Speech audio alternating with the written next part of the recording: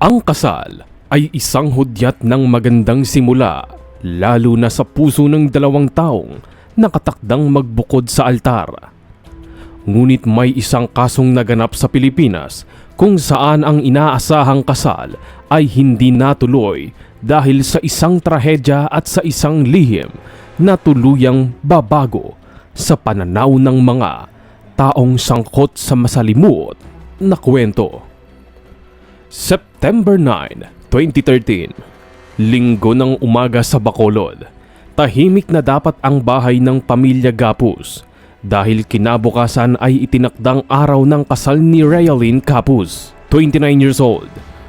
Ngunit sa halip na abala sa huling paghahanda, isang hindi inaasahang pangyayari ang yumanig sa buong pamilya. Bandang alas 9 ng umaga nang dumating ang isa sa mga kaibigan ni Realyn upang ibalik ang susi na naiwan nito matapos ang kanyang bridal shower na isinagawa noong nakaraang gabi. Inakala ng lahat na nasa loob lamang ng bahay ang nobya at nagpapahinga dahil mahaba ang gabi at pagod sa selebrasyon. Ngunit nang katukin ng pinto at walang sumagot, doon nagsimula ang pumasok ang kaba. Lumipas ang ilang minuto ng paghahanap sa loob ng compound at pag-contact kay Realyn pero hindi ito sumasagot at out of reach ang kanyang telepono. Sinubukan ding tawagan ang mga kaibigan na kasama niya noong bridal shower, pati ang mga lugar na madalas niyang puntahan. Ngunit wala ring sumagot na may alam. Unti-unting naging malinaw na nawawala si Realyn at hindi ito nakauwi matapos ang bridal shower noong September 8. Agad na tinawagan ni Mark John Benedicto, 33 years old, ang kasintahan ni Realyn na nakatakdang pakasalan kinabukasan. Maging siya ay nagsabing wala siyang alam sa kinaroroonan ng bride-to-be. Sa loob lamang ng ilang oras, nagsimula ang mabilisang pagbusisi ng pamilya sa mga detalye. Anong suot ni Realyn noong umalis siya? At sino ang huling kasama? Anong oras natapos ang bridal shower? At kung may napansin bang kakaiba sa kanya? Habang lumilipas ang maghapon, ay lalo pang lumalala ang tensyon. Ang dapat sana'y araw ng pahinga at pag-aayos ng kasal ay naging araw ng pag-aalala. Kinahaponan, inireport ng pamilya ang pagkawala ni Realyn sa pulisya. Sa mga unang oras, karaniwan sa ganitong sitwasyon ang pagkuha ng basic na impormasyon. Huling taong nakausap, huling lugar na nakita at anumang posibleng dahilan kung bakit biglang hindi makontak ang isang tao.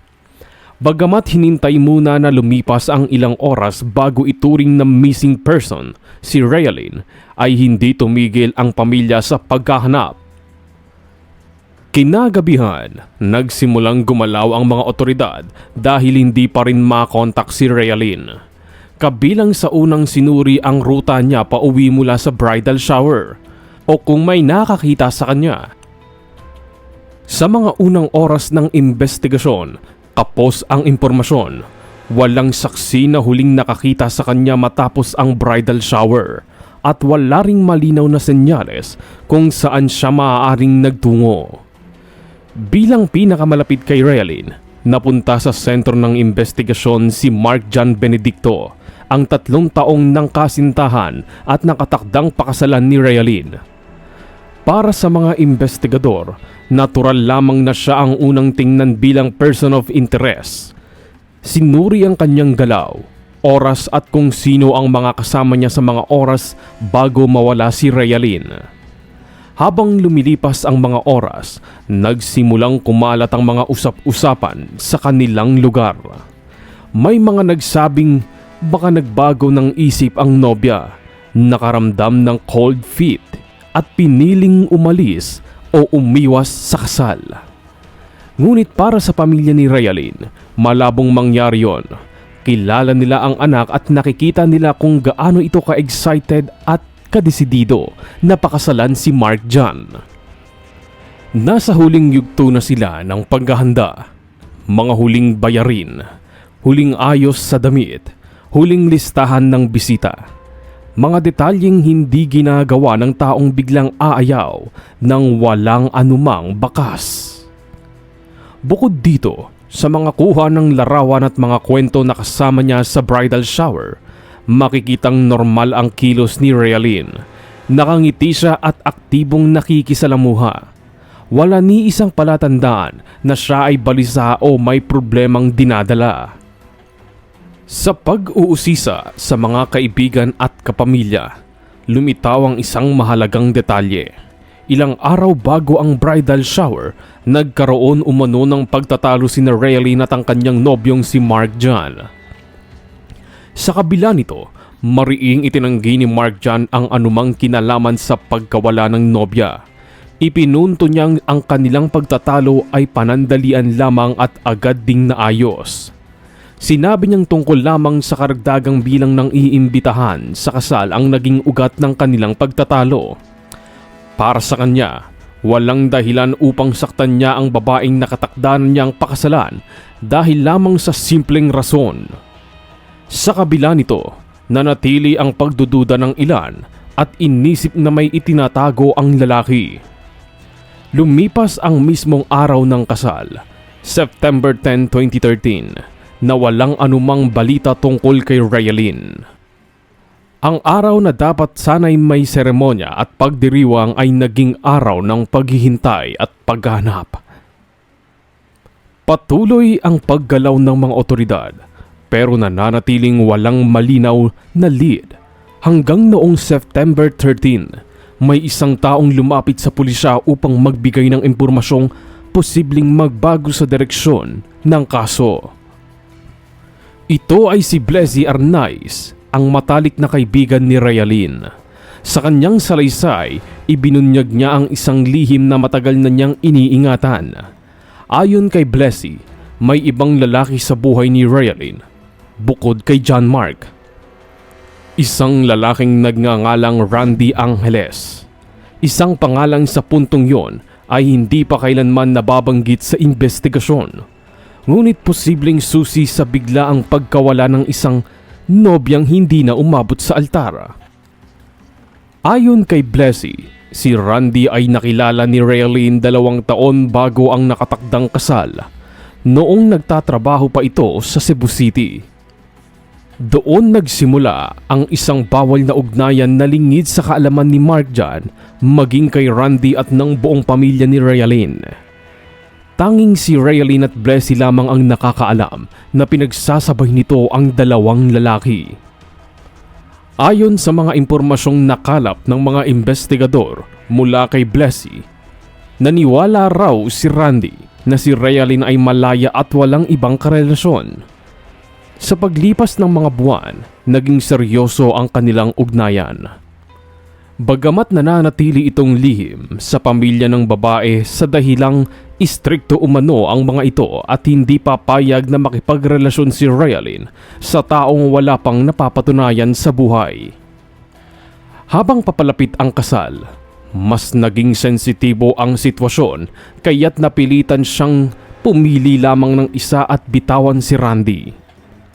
Sa pagsapit ng November 2013, biglang pinutol ng babae ang kaugnayan niya kay Randy.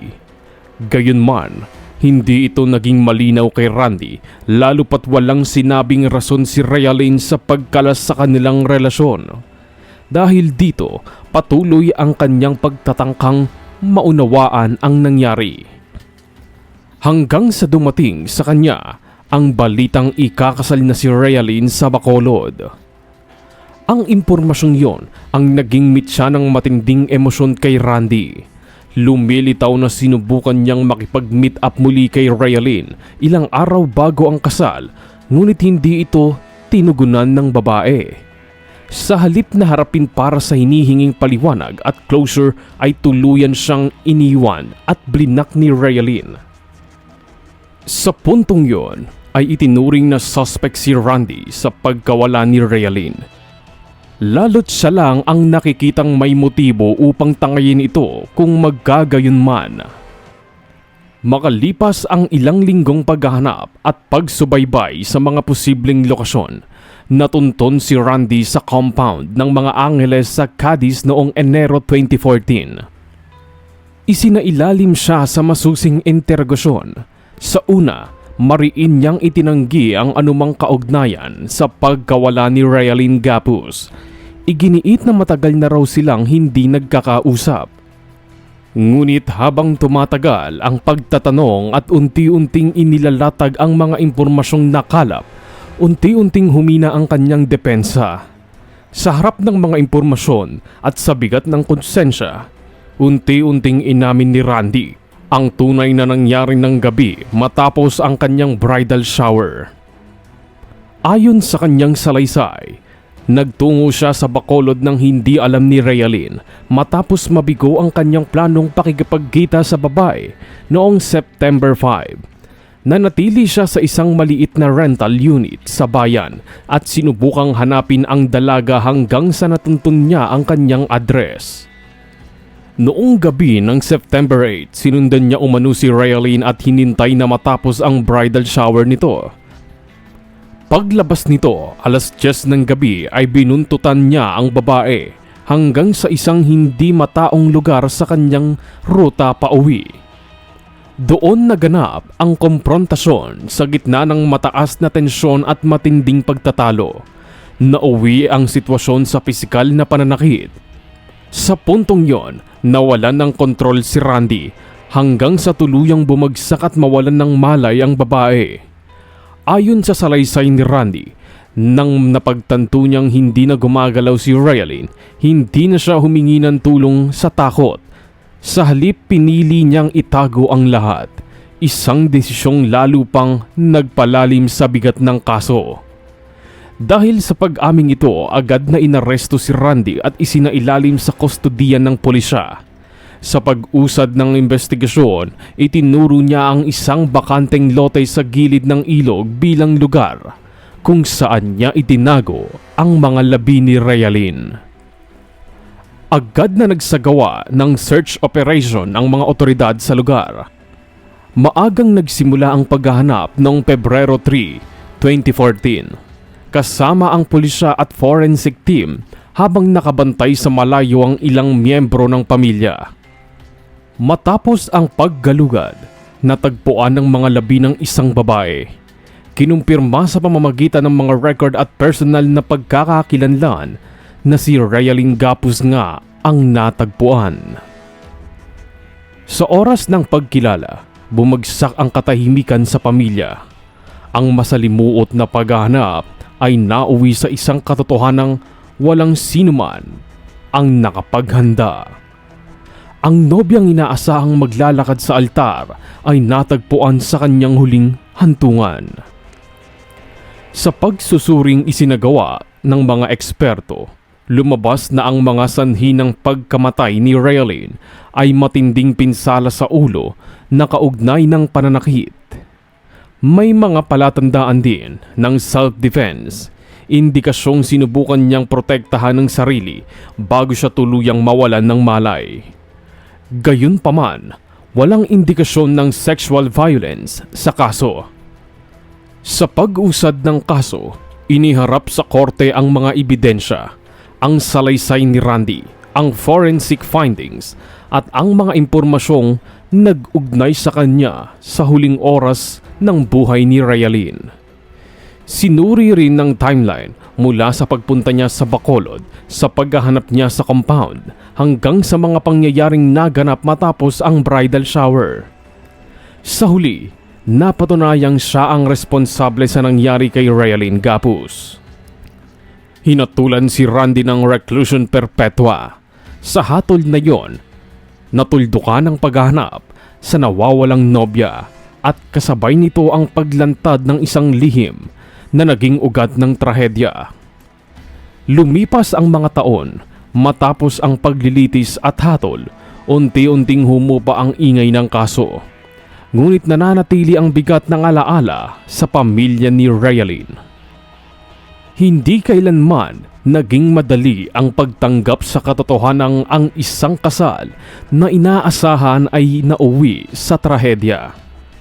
Sa bawat anibersaryo ng pagkawala niya, muling bumabalik ang sakit sa mga tanong na hindi kailanman masasagot.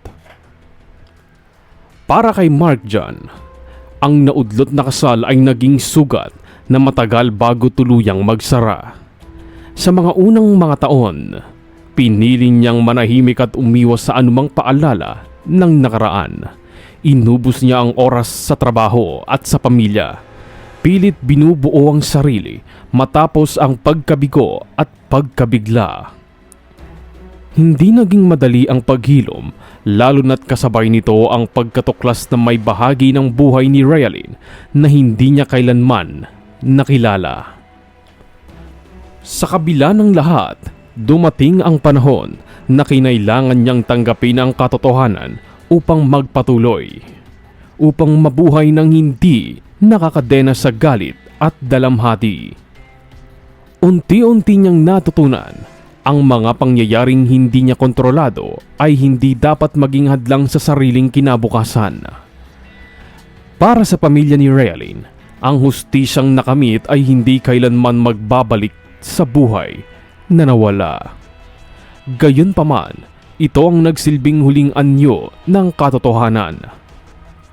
Isang paalala na ang mga lihim, gaano man katagal itago, ay may paraan para mabunyag. At ang bawat desisyong ginawa sa dilim ay may kapalit na bigat sa oras na maningil ang tadhana.